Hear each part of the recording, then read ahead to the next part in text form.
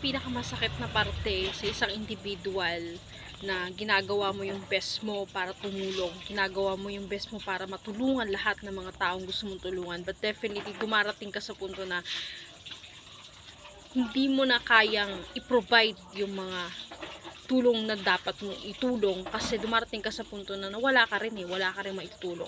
Ngayon, sa general perspective ng mga tao, dumarating sa punto na sa unang isipin nila pag tumutulong ka, marami kang pera, nasa iyo na lahat, ganyan.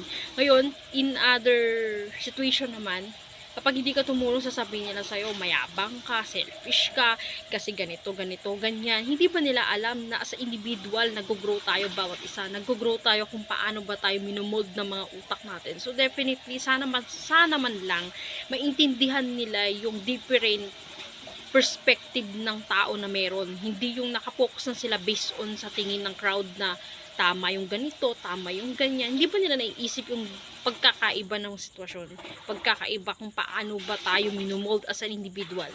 So, yun lang talaga yung nakakalungkot kung paano mag-isip yung mga tao sa mundong ito. Sobrang totally unknown, totally hindi mo maintindihan. Kumbaga, pag hindi mo ginawa isang bagay, you're wrong. Pag ginawa mo isang bagay, it's right. Kumbaga parang clueless. Magiging clueless ka talaga kasi kumbaga kahit saang disenyo ka o kahit saang linya ka luminya, mali pa rin o tama pa rin. Depende na lang sa perspective ng tao kung paano ba dapat gawin isang bagay. Which is, magkakaiba naman tayo ng mind magkakaiba tayo kung paano tayo mag-isip. Magkakaiba tayo kung paano tayo minold as individual. Kahit pa sabihin mo, magkakamag-anak tayo, magkakapatid tayo, magkakaibigan tayo. We have a different perspective in life.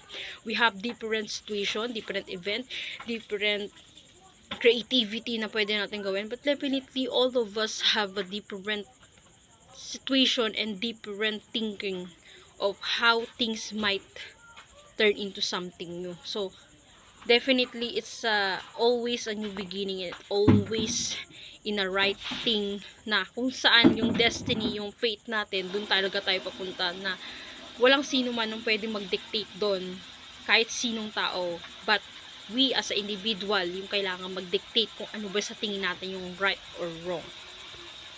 Okay guys, so yun,